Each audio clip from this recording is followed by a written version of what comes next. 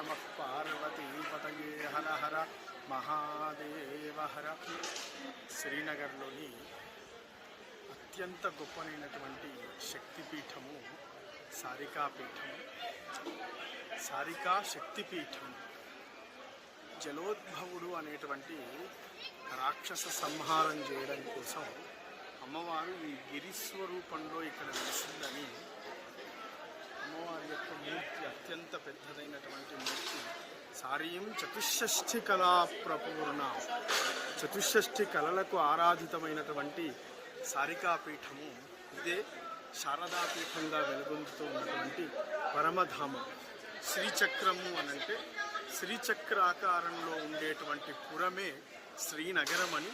అందులో సుమేరు శృంగమధ్యస్థ శ్రీమన్నగరనాయిక అని ఈ శ్రీనగరానికి అధిష్టాన అయినటువంటి సారికామూర్తి దగ్గర మనం ఉన్నాం.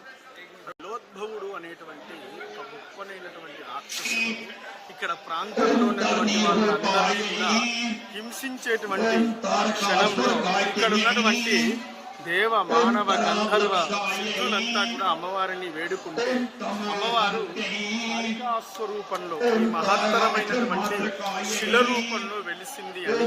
అష్టాదశ భుజమూర్తి 18 భుజాల చేత ఇక్కడ వెలిసి ఒక గులకరాయిని తీసి ఆ జలోద్భవునికి మీద వేసిందని. అది ఇంతింతై వటుడింతై తానింతై అని ఈ హరిపర్వతంలాగా మారి జలోద్భవ రాక్షసుని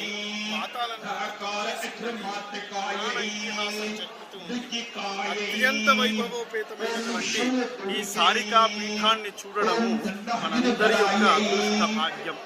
సకల శుభములు కలిగించేటువంటి దేవత, జ్ఞానానికి అధిష్టాత్రి అయినటువంటి సారికాదేవిని ఎవరైతే అర్చిస్తారో, ఎవరైతే దర్శిస్తారో వాళ్ళు శ్రీ విద్యా